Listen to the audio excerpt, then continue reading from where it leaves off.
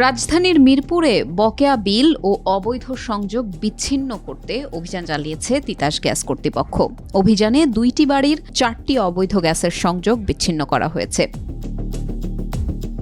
মিরপুরের পল্লবীর 6 তলা এই বাড়িটি বিশ্ববিদ্যালয় মঞ্জুরি কমিশনের সাবেক কর্মকর্তা নাসির উদ্দিন বাবুর। একটি লাইনে 11টি গ্যাসের চুলা রয়েছে এখানে। 2018 সালে 3 লাখের বেশি বকেয়া বিল থাকায় বাড়িটির গ্যাস সংযোগ বিচ্ছিন্ন করে দেয় তিতাস গ্যাস কর্তৃপক্ষ। তবে সেখান থেকে গ্যাসের পুনঃসংযোগ না দেয়া হলেও 6 বছর ধরে তার বাড়িটিতে গ্যাস সরবরাহ অব্যাহত রয়েছে। কিন্তু সেটি কিভাবে? নাসির উদ্দিন জানায়, গ্যাসের লাইন কেটে দেওয়ার পর সেটি ফিরে পেতে অনেক হয়রানি পোহাতে হয়। হয়রানি এড়াতে এক দালালের মাধ্যমে গ্যাসের পুনঃসংযোগ নেন। প্রতি মাসে বিলও দিয়ে যাচ্ছেন তিনি।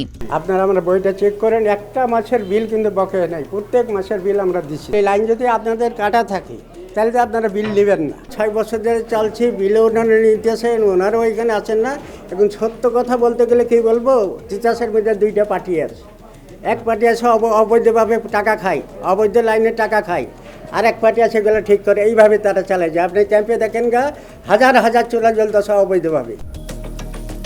অভিযানে আসা তিতাস কর্মকর্তাদের এই বিষয়ে দৃষ্টি আকর্ষণ করা হলে তারা জানান, কে বা কারা এই সংযোগ দিয়েছেন তা তারা জানেন না। তবে লাইনটি অবৈধ হওয়ায় সংযোগ বিচ্ছিন্ন করা হয়েছে। তারা যে কোনোভাবে হোক বা নিজেরা ইচ্ছা করে হোক, তারা এটা আমাদের নিয়ম বহির্ভূতভাবে পুনঃসংযোগ না নিয়ে, আমাদের সাথে যোগাযোগ না করে নিজেরাই সংযোগটা লাগাই দিচ্ছে এবং এই 6 বছর এই লাইনটা চলতেছে। আমরা এটা সংযোগ বিচ্ছিন্ন করব এবং উনি দরখাস্ত করবে, নিয়মের মধ্যে ওই কী হয়েছে এটা দেখব, দেখার পরে হয়তো ওনার পুনঃসংযোগ হবে। যদি আমাদের তিতাসের কোনো কর্মকর্তা কর্মচারী এই অবৈধ কাজে জড়িত থাকে, সেটা অবশ্যই আমার কর্তৃপক্ষের একটা সুব্যবস্থা নেবে, যদি এরকম তথ্য প্রমাণ থাকে।